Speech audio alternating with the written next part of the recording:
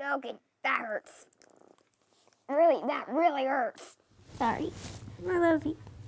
You might think these two are too young to know about love. He would walk on water for her. But for 8-year-old David, how do you know you love her? It's a once-in-a-lifetime kind of love. My heart.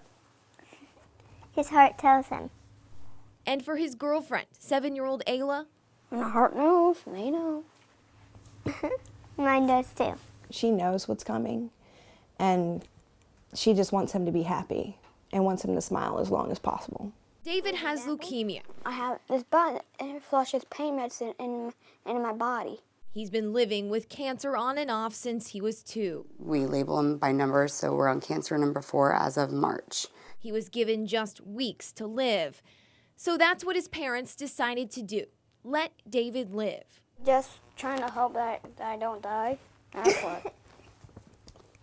Okay, stop hitting me with the banana. She's definitely had an impact on his spirit, and haven't seen the sight of him in a long time. They met their first day of 2nd grade, but it wasn't long until David had to stop going. My legs started hurting. I couldn't stand anymore. He couldn't walk, but that didn't keep him from seeing Ayla. Where do you think he is? You gotta find him. Last weekend, they had their first date. And once again, his will to overcome was stronger than the cancer. He forced himself out. Not only did he stand up, he walked, he stood up and bowled, and she was there right beside him the whole time. And the whole time today, she never left his side. Really tired. In the middle of our interview, David started to feel sick. He was taken to another room to lay down, and again, Ayla was right there. Their story is definitely something that everyone can learn from, just to love, because that's what's important. At the end of every day, that is what's important. Who loves you and who you love back. A love perhaps we should all wish for. Tell the story. Marissa Jasic, News Channel 3. News 3 photojournalist Matt Sonsalla was on board as the crew made their way back to Naval Station Norfolk. The ship right now is at its midlife cycle, so as we wrap up this underway, we'll start preparing the ship to go into its RCOH, with this is complex overhaul, refueling and complex overhaul. Roughly 24, 25 years of life right now throughout the ship. They'll go into a 3 to 4 year rework period, and then as it comes back out of that, it'll be ready for another 25 years of service. The ship will actually be kind of cleaned out, so everything that's not part of the original structure, desk, tables, and that, will all get taken out, and it'll all be stored in a warehouse as we prepare to come out of the back end here in 3.5 years or so. This crew is amazing. The mood on the ship is surprisingly very upbeat. The motivation of this crew it never ceases to amaze me, and as soon as we get underway, there's like a spark in them, and there's absolutely nothing that turns them down. It's amazing to watch. As a CMC, it makes my job very easy. I couldn't be more thankful to be a part of it.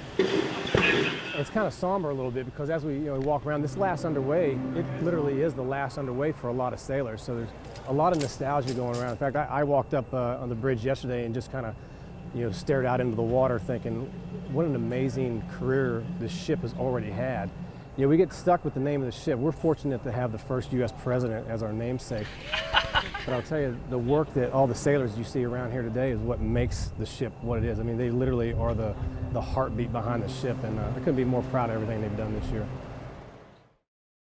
News 3 photojournalist Matt Sonsalla shows how the event went from giving a few bikes away to more than 100. Ho, ho, ho! Every year we try to get some bikes to donate to local families that may not have otherwise capability of buying them. So we buy them and donate them back. Next. It's actually started out just giving away 3 or 4 bikes. And it's going now till this year. I've got 126 bikes and 80 helmets to go with it. Traditional to ride at least one bike. All just volunteers that we put on Facebook. Yeah, man. We do this and they see about it. Some of them come back every year. The names on some of them are CHKD. They come down this week and they have patients that need them. So we let them go ahead and pick out a bike. They tag it. Need a cap. Hit pedals.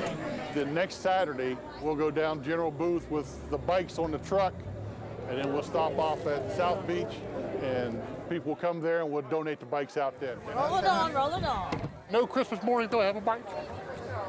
It means a lot. It means a lot to help out people that need it. You know, someday it may be me that needs it. Maybe somebody can help me out. A destination wedding and a white dress. This is the dress I wore. But when your destination is a prison cell, as you can see, it's got the long sleeves. The warden has a say in your wedding gown. Vandy Hill's fiance was her high school classmate and soulmate, Lenny Singleton. She had searched for him for 28 years. He has always stuck with me in my mind because one day in Miss Carnegie's math class, he stood up and announced to the whole class, "Vandy Hill, I just love you." But when she found him, Singleton was at the Nottoway Correctional Center, serving 2 life sentences plus another 100 years. And of course my thought was, oh, Lenny, what did you do? You know, did you kill somebody? But court records show Singleton's crime wasn't murder.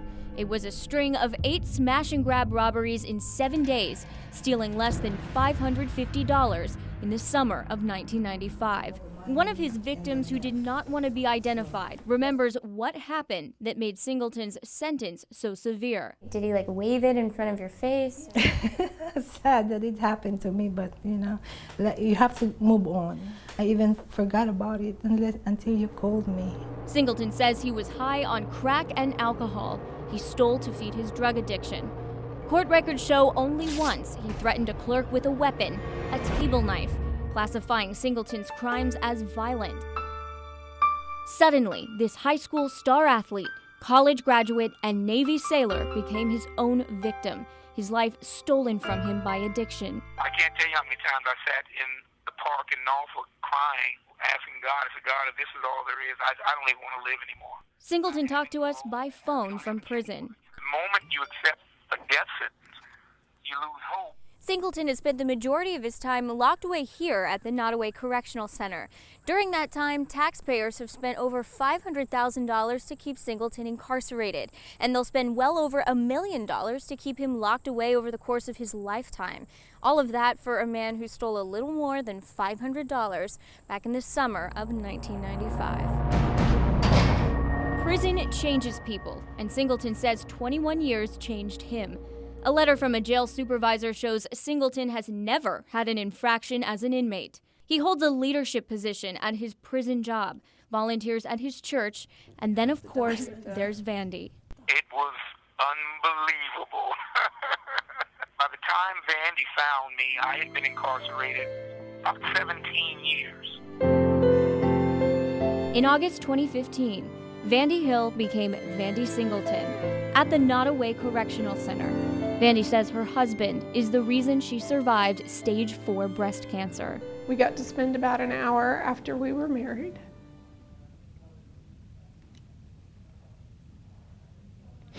This is what happens when I leave, every time. Because the place is so small and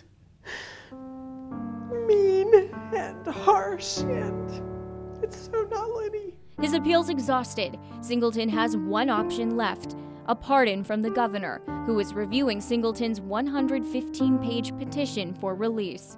A petition one of his victims supports. I just hope they give him a second chance. The remorse I feel for the crimes I committed, I don't know if that will ever change for me.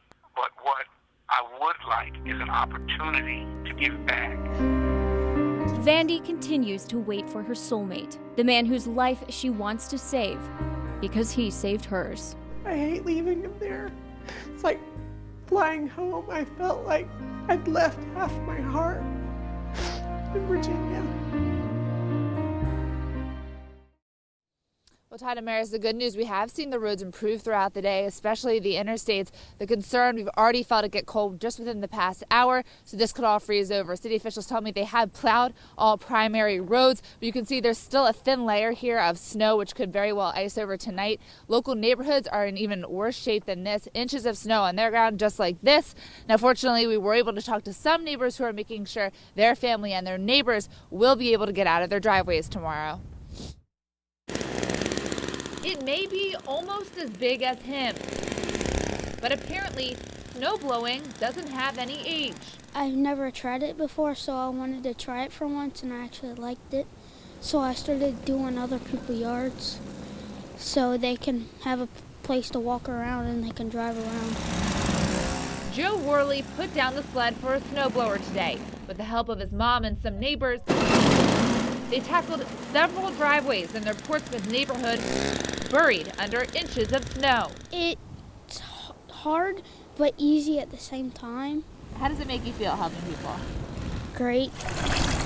Joe's mom says the snowblower is his grandmother's, who used to help her neighbors before she passed away. It's the pay it forward kind of, I guess, idea that she's put in our head, and she's really kind of shown through here today for us. Some snow days were spent a little differently in Norfolk. Hanging out down here, definitely not trying to get in the car. Families and friends made the trek downtown to get a bite to eat. Only a few restaurants like Granby Street Pizza opened their doors. With all the wind and the ice, it's been pretty crazy. Yeah. We're both from the south, so I've never really had this kind of snow, not since the 90s. Staying out of their cars as road conditions had the potential to get worse.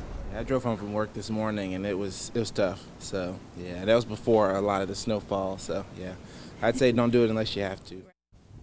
Again, Norfolk officials, like most city officials across Hampton Roads, are urging everyone, unless it's absolutely necessary, do not go out on these roads. These conditions are expected to worsen overnight. The good news, though, if it does freeze over, the snow will likely be better for tomorrow for snowball fights and, of course, making a snowman. Live in Norfolk, I'm Kelly Brule, News 3.